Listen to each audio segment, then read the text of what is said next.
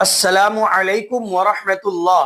پیارے دوستوں اور عزیزوں، اللہ کی ذات سے امید کرتا ہوں کہ آپ سب خیر و عافیت سے ہوں گے۔ آج ہم اعراب کے اعتبار سے فعل کی تقسیم پڑھیں گے۔ اس سے پہلے فعل کی 6 تقسیموں کو ہم پڑھ چکے ہیں۔ اگر آپ نے ان ویڈیوز کو نہیں دیکھا ہے تو لنک ڈسکرپشن میں ہے، وہاں جا کر دیکھ سکتے ہیں۔ اعراب کے اعتبار سے فعل کی 2 قسمیں ہیں۔ نمبر 1 معرب، نمبر 2 مبنی۔ معرب وہ فعل ہے جس کا آخر عامل کے بدلنے سے بدلتا ہے۔ مبنی وہ فعل ہے جس کا آخر عامل کے بدلنے سے نہیں بدلتا ہے۔ معرب فعل مضارع معرب ہے 2 صیغوں کو چھوڑ کر۔ مبنی فعل ماضی، امر حاضر اور فعل مضارع کے 2 صیغے جمع مؤنث غائب یعنی یفعلنا اور جمع مؤنث حاضر یعنی تفعلنا مبنی ہیں۔ فعل پر آنے والے اعراب 3 طرح کے ہیں: رفع، نصب، جزم۔ فعل رفع کی حالت میں ہو تو اس کو مرفوع کہیں گے، نصب کی حالت میں ہو تو اس کو منصوب کہیں گے، اور جزم کی حالت میں ہو تو اس کو مجزوم کہیں گے۔ فعل میں رفع کی 2 علامتیں ہیں: نمبر 1 ضمہ یعنی پیش، نمبر 2 نون اعرابی۔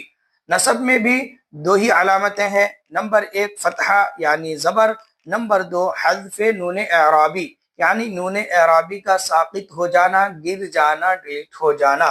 جزم کی 3 علامتیں ہیں: نمبر 1 سکون، نمبر 2 حذف حرف علت یعنی حرف علت کا ساقط ہو جانا، گر جانا، ڈیلیٹ ہو جانا، نمبر 3 حذف نون اعرابی۔ نواصب مضارع فعل مضارع کو نصب دینے والے فعل مضارع کو نصب دینے والے 8 ہیں: ان، لن، کئی، اذن، لام تعلیل، حتی، او، فا سببیہ۔ ان 8 میں سے کوئی ایک بھی فعل مضارع کے شروع میں آ جائے تو وہ فعل مضارع کو نصب کی حالت میں کر دیتے ہیں۔ جوازب مضارع کو جزم دینے والے 5 ہیں: لم، لما، لام امر، لائے نہیں، ان شرطیہ۔ فعل مضارع کے جو 12 صیغے معرب ہیں ان کو 2 حصوں میں تقسیم کرتے ہیں: افعال اربعہ، افعال خمسہ۔ 5 صیغوں کے مجموعہ کو افعال اربعہ کہتے ہیں۔ وہ 5 صیغے ہیں: یفعلو، تفعلو، تفعلو، افعلو، نفعلو۔ اور 7 صیغوں کے مجموعہ کو افعال خمسہ کہتے ہیں۔ وہ 7 صیغے ہیں: یفعلانی، یفعلون، تفعلانی، تفعلانی، تفعلون، تفعلین، تفعلانی۔ ان 7 صیغوں کے مجموعہ کو افعال خمسہ کہتے ہیں۔ اب یہ فعل مضارع کے 12 صیغے مرفوع ہوں گے یا منصوب ہوں گے یا مجزوم ہوں گے، یعنی رفع کی حالت میں ہوں گے یا نصب کی حالت میں ہوں گے یا جزم کی حالت میں ہوں گے۔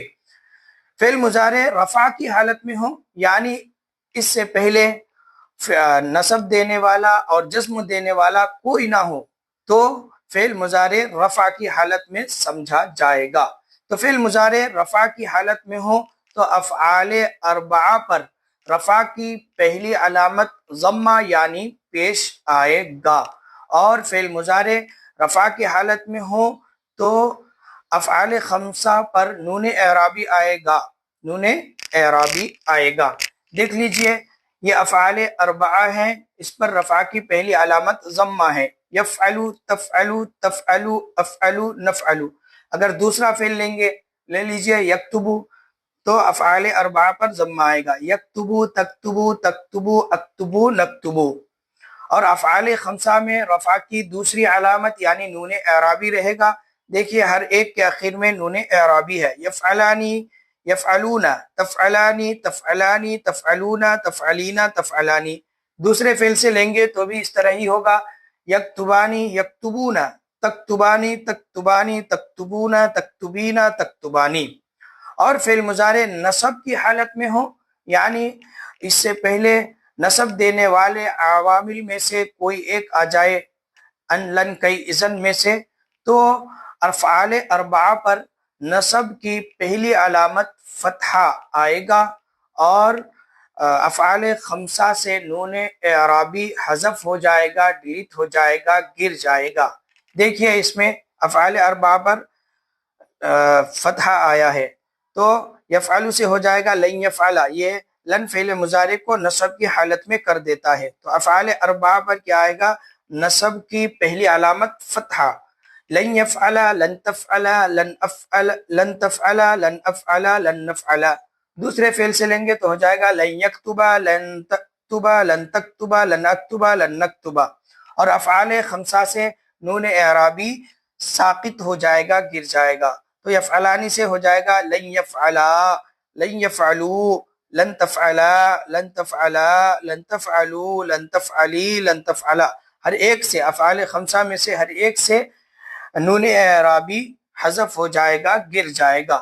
اور اگر فعل مضارع جزم کی حالت میں ہو، یعنی اس سے پہلے جزم دینے والے کوئی عامل آ جائے، تو افعال اربعہ پر رفع کی پہلی علامت، جزم کی پہلی علامت سکون رہے گا۔ افعال اربعہ پر جزم کی پہلی علامت سکون رہے گا اگر آخر میں حرف علت نہ ہو، اور اگر آخر میں فعل مضارع کے حرف علت ہو تو افعال اربعہ سے حرف علت ہی حذف ہو جائے گا، اور افعال خمسہ سے نون اعرابی حذف ہو جائے گا، ساقط ہو جائے گا، گر جائے گا۔ دیکھیے افعال اربعہ یہ ہے، اس کے شروع میں لم آ جائے گا اور اخیر میں حرف علت نہ ہو تو جزم کی پہلی علامت سکون رہے گا، تو ہوگا لم یفعل، لم تفعل، لم تفعل، لم افعل، لن نفعل۔ اور اگر فعل مضارع کے آخر میں حرف علت ہو، جیسے یرمی میں آخر میں حرف علت ہے، تو جزم دینے والے عامل لم کی وجہ سے حرف علت ہی ساقط ہو جائے گا۔ لم کی وجہ سے ہو یا کوئی بھی دوسرا جزم دینے والا آ جائے تو حرف علت ہی ہو جائے گا، تو حرف علت ہی حذف ہو جائے گا، ساقط ہو جائے گا، گر جائے گا۔ تو یرمی سے ہو جائے گا لم یرمی، لم ترمی، لم ترمی، لم ارمی، لم نرمی۔ اور افعال خمسہ سے نون اعرابی ساقط ہو جائے گا جزم کی حالت میں، تو ہو جائے گا لم یفعلا، لم یفعلو، لم تفعلا، لم تفعلا، لم تفعلو، لم تفعلی، لم تفعلا۔ اس سبق کو اچھی طرح سے یاد کیجئے، پھر ملتے ہیں اگلے سبق میں۔ السلام علیکم ورحمۃ اللہ وبرکاتہ۔